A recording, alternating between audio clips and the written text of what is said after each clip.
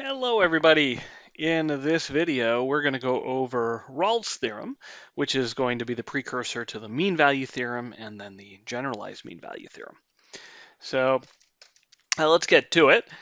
So Rolle's theorem, so this is, hey, it's a theorem.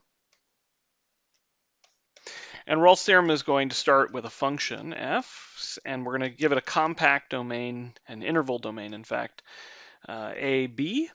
And we're going to assume that f is continuous on the entire interval. Furthermore, we're going to assume that f is differentiable on the open interval ab. So we don't require f to be differentiable at the endpoints. And then the final assumption we make is that f is actually the same on the endpoints a and b.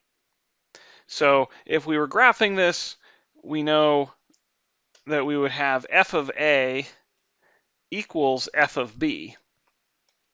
Okay, so if this is a, this is b, then the graph is going to go through these 2 points. We don't know what it does in between, other than that, well, it is continuous and differentiable, so maybe, okay, it could look something like that. Okay, so it's nice and continuous and differentiable. Okay, and then there's just this nice floor here that the endpoints are both on. And so what Rolle's theorem is going to tell us is that there is some intermediate point somewhere between a and b where the derivative is 0. So in this picture, you can see, oh, look, there's maybe a spot where the derivative is 0. Here's a spot where the derivative is 0. So maybe that could be like a c.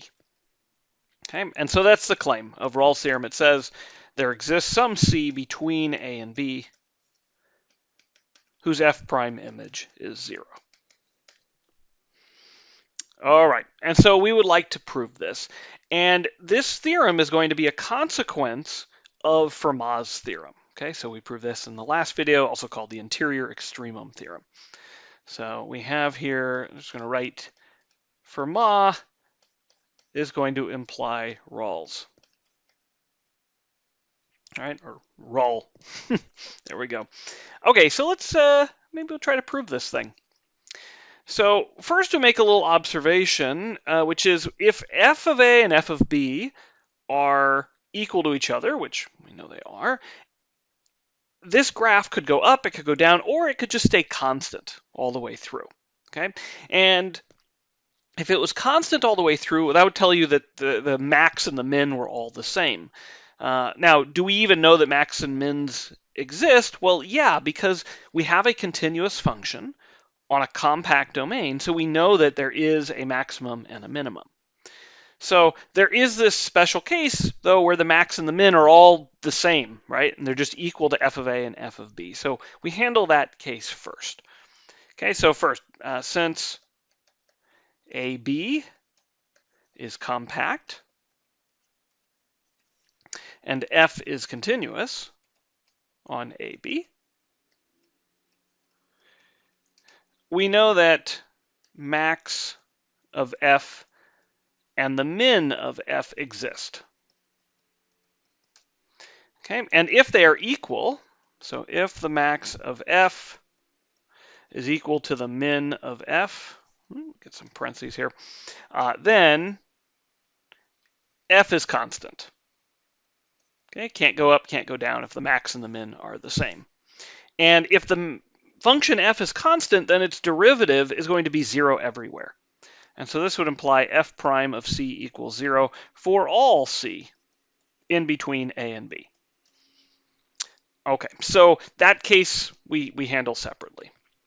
So we can assume that f is not constant. So if f is not constant, then there exists some c between a and b such that f of c is equal to the max of f. Okay, so we're going to have some maximal point in between, right, f of a, f of b, right? There's got to be some max. Now, when we went through Fermat's theorem, let's jump back to Fermat's theorem. Fermat's theorem, we said if we had some point between A and B, where here f was differentiable on the open interval, and that point was larger than every other value of f of x, right? So this here is now the max of f on the interval. Then the derivative at that point was equal to 0. So by Fermat's theorem, right, where here we're using that f is differentiable on AB. Okay, that was an assumption in Fermat's theorem. By Fermat's theorem, f prime of c is equal to 0.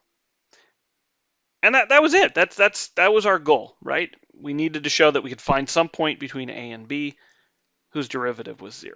Okay, there we go. So that's a proof. Okay, of course, just so you recall, right, knowing that these exist, right, this is, of course, the extreme value theorem. All right. So in the next video, we will use Rolle's theorem, right? We will extend this picture and prove the mean value theorem.